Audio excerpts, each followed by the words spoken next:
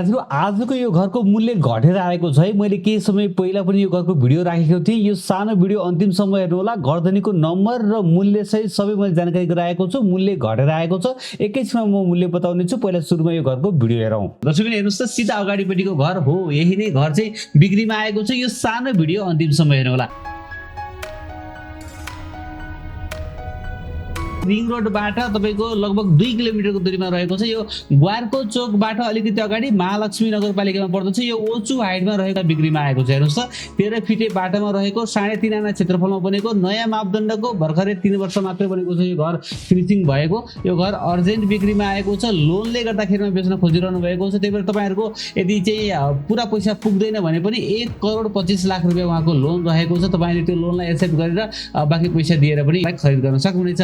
13 फिटे बाटामा रहेको छ। नयाँ मापदण्डमा बनेको 12 कोठाको घर रहेको छ। एकदमै फिनिशिङ र एकदमै दामी रहेको छ। माथि टपमा तपाईले सोलर पनि देख्न सक्नुहुन्छ। पानीका ड्रमहरु रहेको छ भनेदेखि तलपट्टि तपाईले देख्न सक्नुहुन्छ 2 फ्ल्याट उहाँले भाडामा दिनु भएको छ भने माथि एक फ्ल्याटमा चाहिँ आफू बसिरहनु भएको छ।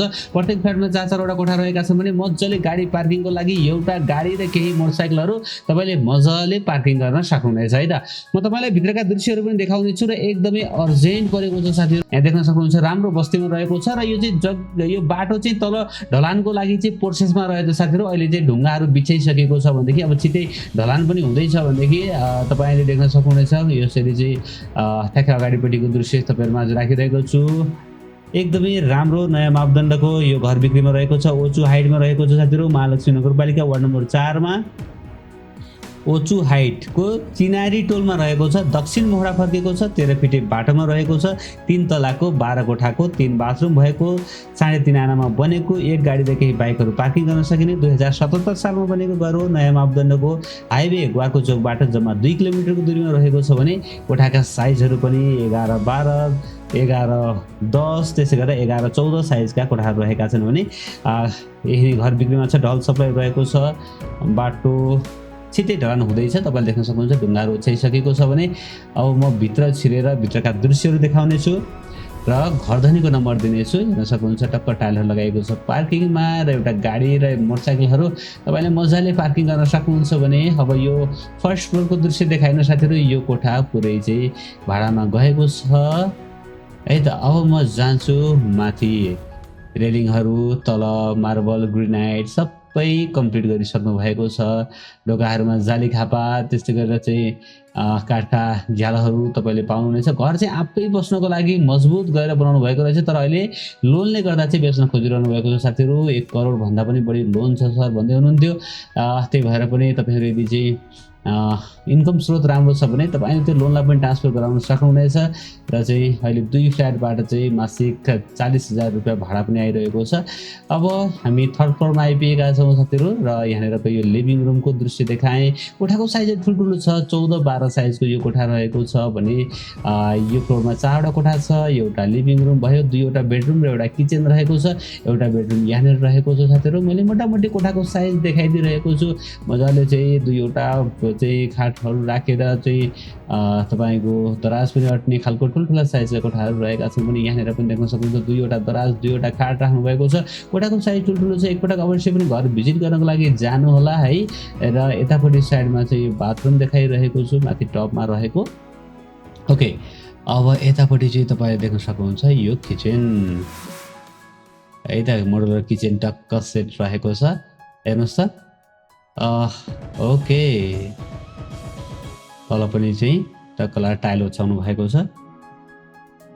साथै एकचोटि मैले यो सरसर्ती तपाईहरुलाई देखाएँ। सरसर्ती लाएर चाहिँ हेर्दाखेरिमा 2 वटा कोठा, एउटा लिभिङ र एउटा बाथरुम र एउटा चाहिँ यो किचनको दृश्य देखाएँ। अब म यहाँबाट टक्क लाएर बाहिर निस्कन्छु र माथि छतका केही दृश्यहरु देखाउने छु है त। यही नै सुन्दर घर बिक्रीमा आएको छ र घर धनीको सम्पर्क नम्बर तपाईले माथि देखिरहनु भएको छ 9767398010 9767398010 र 9860350933 9860350933।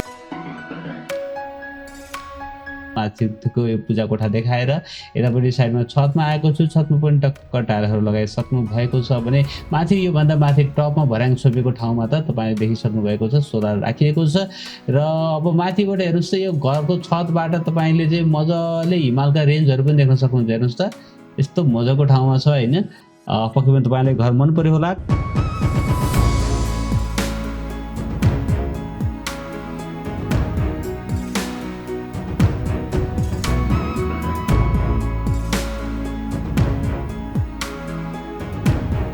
साथीहरू म तपाईँहरूलाई अब यो घरसम्म जाने बाटोको लोकेसन देखाउँदैछु। हेर्न सक्नुहुन्छ हामीहरू यसरी चाहिँ अगाडि बढिरहेका छौँ। म चाहिँ ग्वारको चोकबाट सिधा भित्र छिरेर यो गाविस चोकबाट चाहिँ हामी तल जानेछौँ। यसरी अगाडि आएपछि यहाँनिर चाहिँ यो लक्ष्मी ब्याङ्क रहेको छ भने लक्ष्मी ब्याङ्कको अपोजिट साइडमा अथवा यसलाई चाहिँ गाविस चोक पनि भन्छ। र यहाँबाट चाहिँ म भित्र छिरेर ओचु हाइटतर्फ अगाडि बढिरहेको छु है त। यसरी थोरै अगाडि बढ्दै गर्दाखेरिमा तपाईँहरू ओके यसरी थोरै अगाडि बढ्दै गर्दा यो चिनारी टोल यो मन्दिर देख्नुहुन्छ। मन्दिरबाट पनि अलिकति अगाडि बढे पछाडि चाहिँ यहाँनिर चिनारी टोलतिर जाने यो ओचु हाइटको यहाँनिरबाट चाहिँ है यहाँनिरबाट चाहिँ चिनारी टोलतिर जाने एउटा सानो गेट पनि तपाईँले एउटा एरो लगाएको देख्न सक्नुहुन्छ। यहाँबाट हामी भित्र छिरिरहेका छौँ र ठ्याक्कै चिनारी टोलमा आइपुगिसकेका छौँ साथीहरू। त्यसरी थोरै आउनुभयो भने यदि कन्फ्युज हुनुभयो भने घरधनीलाई फोन गर्न सक्नुहुन्छ। माथि नम्बर देखिरहनु भएको छ यो चिनारी टोलको यो गेट रहेको छ र गेटबाट भित्र छिर्ने बित्तिकै पहिलो लेफ्ट टर्न गरेर चाहिँ हामी ठ्याक्क घरमा पुग्न सक्नेछौँ। यसरी अलिकति अगाडि बढे पछाडि यो पहिलो लेफ्ट टर्न हेर्नुहोस् त यहाँबाट चाहिँ हामी लेफ्टतर्फ टर्न गरेर अलिकति अगाडि बढे पछाडि चाहिँ ठ्याक्कै म घरनिर आइपुग्नेछु। घरको नम्बर देखिसक्नु भएको छ भने हो यो घरको मूल्य केही समय पहिला भन्दा अहिले 10 लाख रुपियाँ घटेर आएको छ। यो घरको मूल्य चाहिँ अहिले 2,50,00,000 रुपियाँमा केही मिलाएर दिने भन्नुभएको छ। तुरुन्तै माथि दिएको नम्बरमा कन्ट्याक्ट गरेर घरको बारेमा थप बुझेर यो घरलाई खरिद गर्नुहोला। घरधनीको सम्पर्क नम्बर सबै दिएको छ। यहाँनिर ढुङ्गा छापिएको छ। अब छिटै ढलान हुँदै रहेछ त्यही भएर तत्काल यो घरलाई खरिद गर्नुहोला। आशा छ साथीहरू पक्कै पनि तपाईँलाई आजको यो घर मन पर्यो होला। मन पर्यो भने एक लाइक गरिदिनु होला। नयाँ साथीले च्यानल सब्सक्राइब गर्नुहोला। बेलुका 8 बजीको लाइभ कार्यक्रम हेर्न पनि नबिर्सनु होला भन्दै आजको यस भिडियोबाट म बिदा हुन्छु। भोलि बिहान नयाँ घर जग्गाको साथमा उपस्थित हुनेछु। नमस्ते, शुभ दिन।